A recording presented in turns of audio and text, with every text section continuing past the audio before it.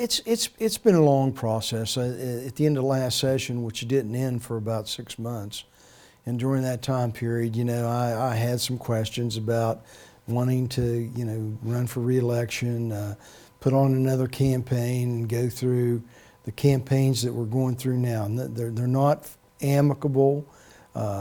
People say basically anything they want to say, and that's just the nature of the campaign. I didn't want to put my family through that. I've got young grandchildren now that I sort of think a little bit differently. Grandparents are here to spoil their grandchildren, so I like to give that a shot. And being away from home, for 2 to 3 months every year. It's in the winter time when winter wreaks havoc back here at home, and you've got I've got a wife back here that I'm concerned with, and all those things weigh on your mind. Living out of a suitcase for 30 years, it just gets it gets tough. I mean, shuffling clothes back and forth, getting laundry done, maintaining the logistics to be in Charleston to do the work. There's a lot of people a lot of things that people don't understand, and those are some of the decisions that came in my mind. Obviously, I'm of an age and I'm in pretty good health, and I want to do a little bit of traveling and things that I haven't been able to do. Being an educator, generally you had to work a second job, and to maintain a household and put a child through college and pay for the mortgage and the cars and things of that sort. So my wife and I would like to do a little bit of traveling. We've been watching Aerial America, and it's a beautiful country, and we want to see some of it.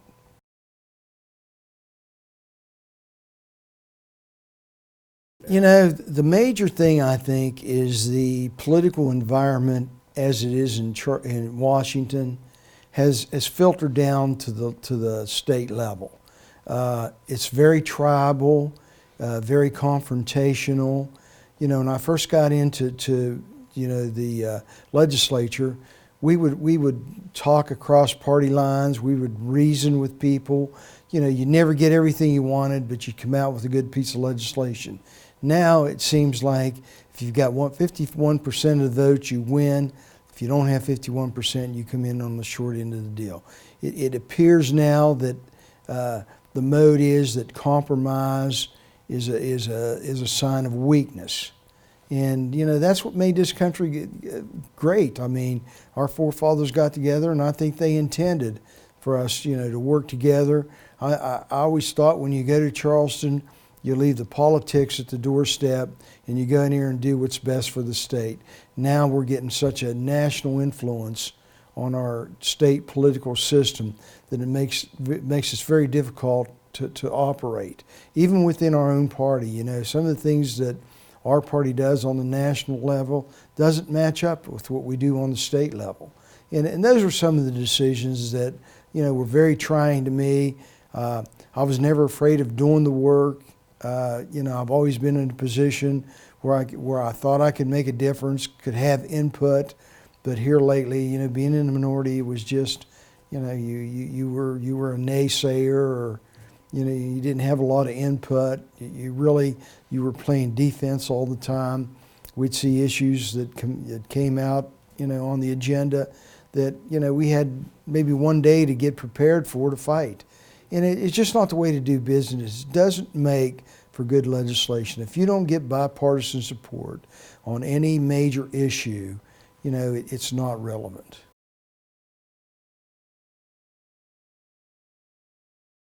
Well, over 30 years, I don't know how I got this old, but things just happened. And when I first got elected in 88, 89, the state was in dire conditions as far as financially.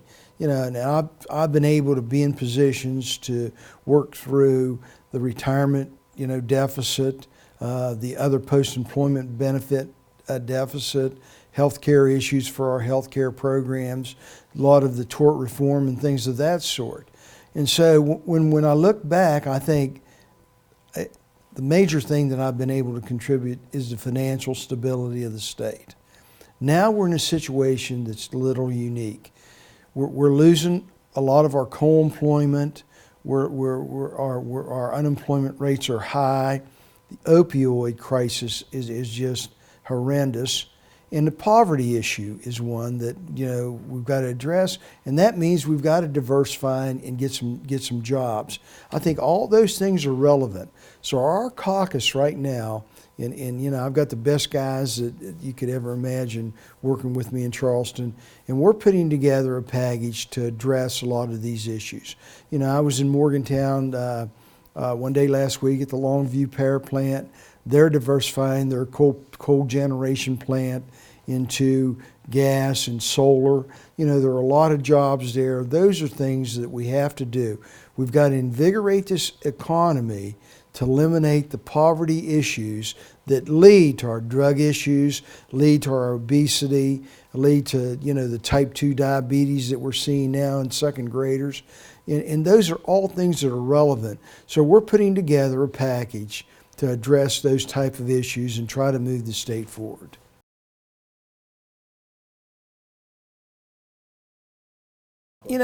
Being from north central West Virginia, that's an excellent question, because sometimes we get spoiled. My area is the 13th district. I see Morgantown, Fairmont, Marion, Montague County. We've got really great healthcare facilities. We've got great education facilities. And sometimes we get spoiled by that, and then we go and look in some of the other parts of our state, more rural parts, they don't have access to healthcare. They don't have access to getting a workforce development skill. So some of the things that have taken place in West Virginia, we've, in north central West Virginia, reaped the benefits.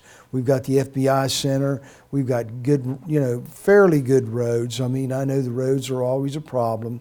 And, we own so many thousand miles of roads that we couldn't pave them all at one time if we wanted to. But we sort of get spoiled up this way because we are in demographically centered, between Cincinnati, Washington, D.C., Pittsburgh. We've got the I-79 corridor and I-77. So sometimes, we're experiencing a little bit of those benefits. And we certainly like to see that continue. The boom in the gas industry is definitely helping us. And but we've got to be concerned about other areas of the state, and that's what our caucus is looking to do. And I'm excited. Although I'm not going to run, I've not lost any enthusiasm for going in to the next session. We're going to work as hard as we've ever worked and do what we need to do, and introduce legislation that's needed. And if legislation is offered that we don't think is the right piece of legislation, we're going to be vocal about it.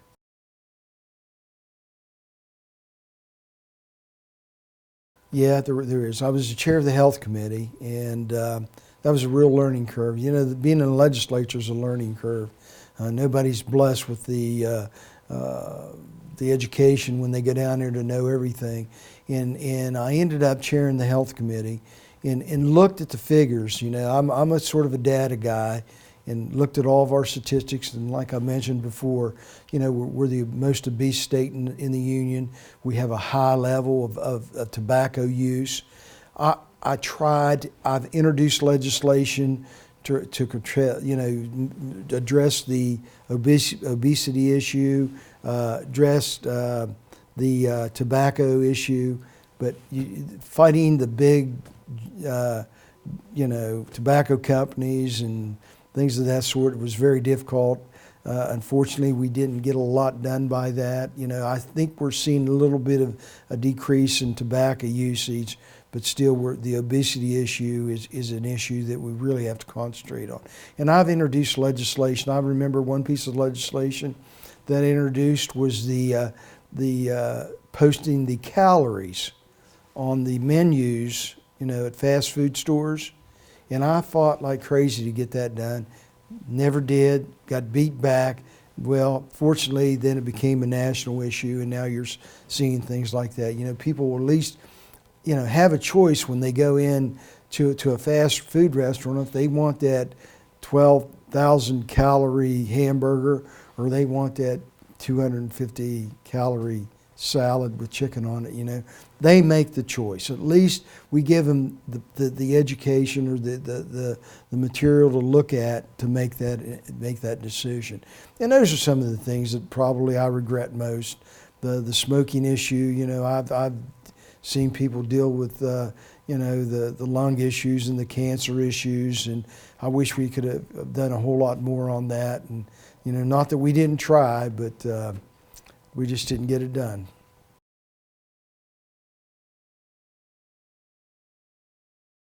We've got to address the general revenue.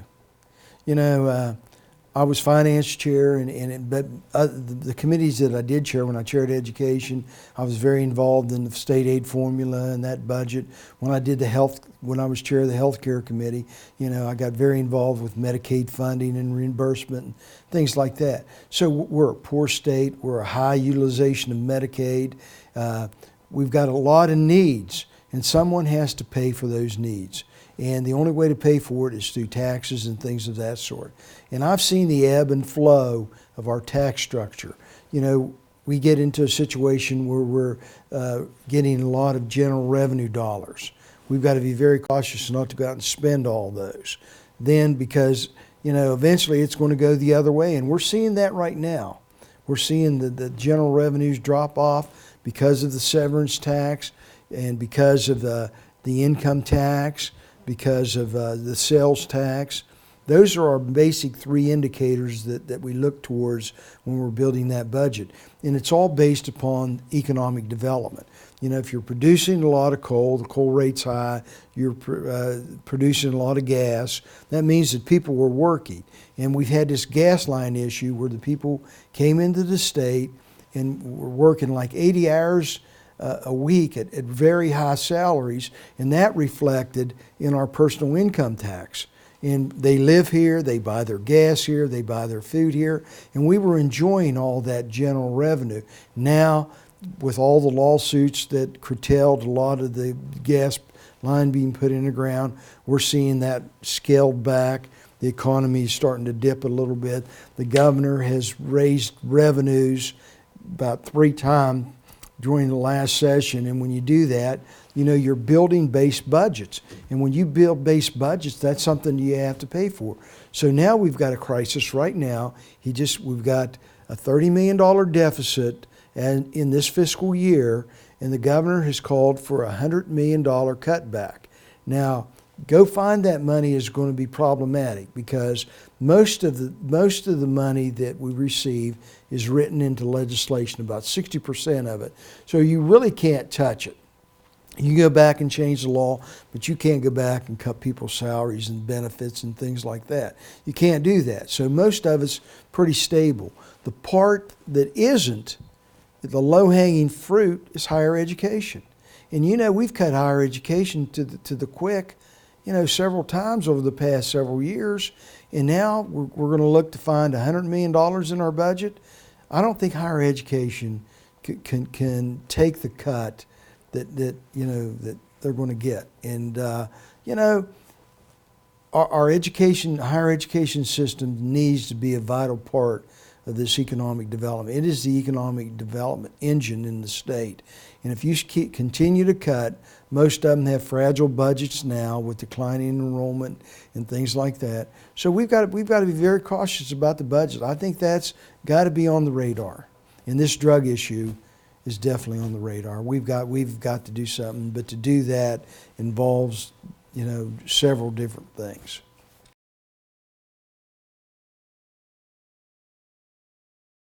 You're exactly right. We had a governor called Governor Marlin, and he proposed that we put 1 cent on a ton of coal that was mined in West Virginia. That was back in the early 50s. Can you imagine if that would have passed? 1 cent on every ton of coal that was mined in the state of West Virginia.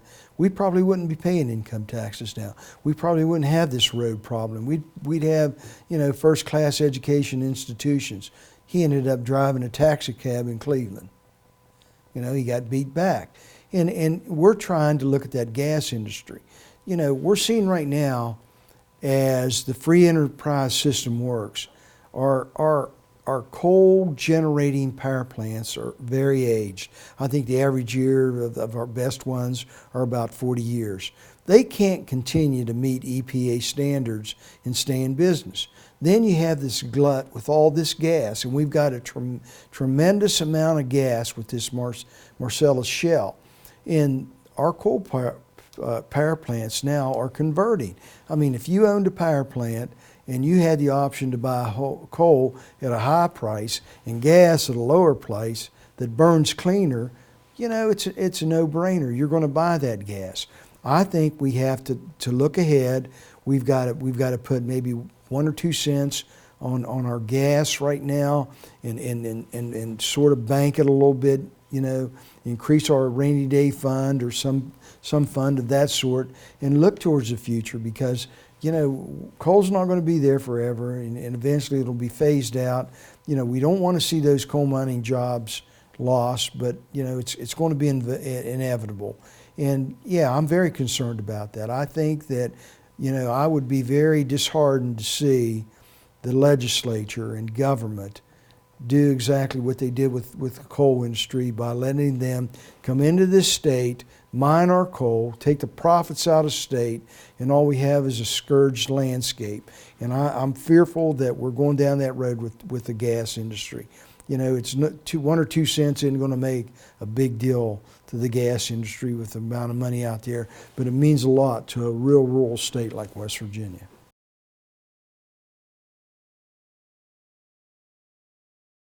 Well, let me tell you, I was never politically active. I had sort of a disdain for politicians, you know, back when I was in high school in the 60s. And my younger sister, who was very politically involved during her years in college, and then she ended up working on a lot of Supreme Court campaigns and gubernatorial campaigns. And it was in the late 80s when I was working as an educator in the Marion County school system. And, you know, I was an administrator, and it was difficult hiring teachers and finding good quality people to work in the school system. And we were on the phone one night. She lived in Charleston, and I asked her, I said, you know, what's going on down there? Can't you see that, you know, our education system is struggling, and we need to rejuvenate the system to hire, you know, or entice people to be in education and hire good teachers. We got to pay them with, you know, and give them benefits. And she said, well, if you can do any better, you might want to come down to Charleston. And I said, I think I will. And she wrote, I remember, a 3-page of a legal pad on things that I needed to do. And I would go down that list one by one, and we won. And that's how I got into politics. It was because of the education issue, and found out very quickly that there's more to education than just, you know, reading, writing, arithmetic. There's a tax structure, there's a health issues, and all the issues that came into play. And, you know, I just became a student of the game. I'd go early and work hard, and, you know, and I was blessed in the aspect that, you know, the speaker and the president always gave me a good committee chairmanship, and was able to do things that we thought were relevant. And you know, I never intended to stay 30 years. I mean, I woke up one morning and it's going to be 30 years, and I said, gee, you know, how did I ever get this old? So, but I've been blessed, and the people around me have been very supportive. I can't begin to name everybody that's been a factor in my political career. If it wasn't for the people that supported me, I would have never enjoyed that opportunity to serve in the legislature.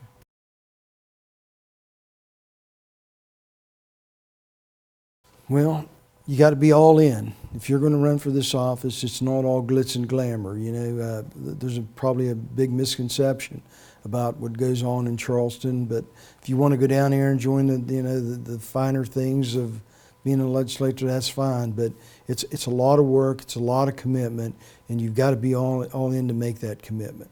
You know, it's a part-time job.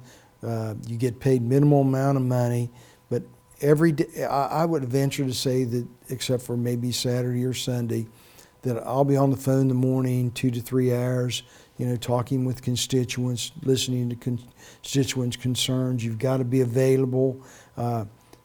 When you start getting that reputation, you get so many constituent inquiries that sometimes you just can't address them all. And then working with the agencies and working across the aisle, you've got to be a diplomat, a statesman. You can't go, down there like, bull in a china closet. So I would think that some young person out there that really wants to do the right thing for the state of West Virginia and wants to run has to be all in. They've got to be willing to work hard. They've got to be willing to listen to constituents, and the whole thing is just a full-time job. Anything else you'd like to add before we wrap up? No, I'd just like to thank, certainly you folks, the media, and that's the only way we get our message out. And, a lot of the things that are done in Charleston are done in committee rooms, and it's not too glamorous for people to go down there. And I know that you couldn't be down there 24/7 listening to everything that's going on, but, getting the message out to the people to let them know what's going on, to get the constituent input is important. I just wish more people would get involved in voting and being part of the process.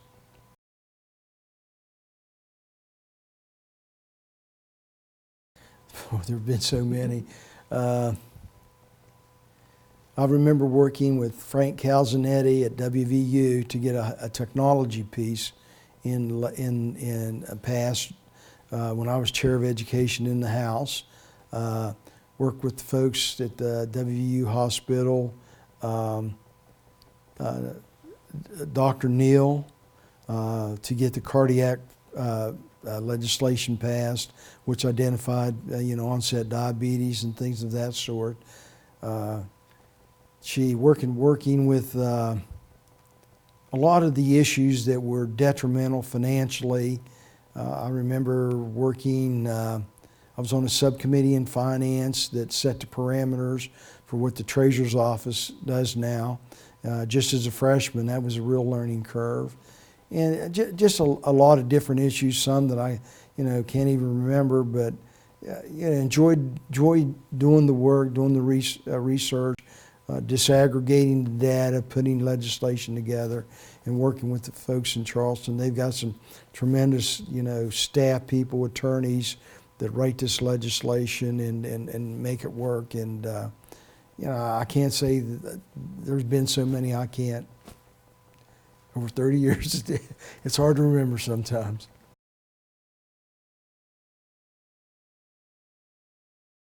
No, nothing's changed. I've made a commitment for 4 years to my constituents. I'm going to live up to my responsibility, to be the best that I can be. And when I walk out that door that last day, I want to lay it all out. I want to make sure that I've done the best job that I can do. We're not approaching this session differently. We may be more proactive, in this last year of this session, but our office staff that we have is working hard right now on the issues, and nothing's going to change.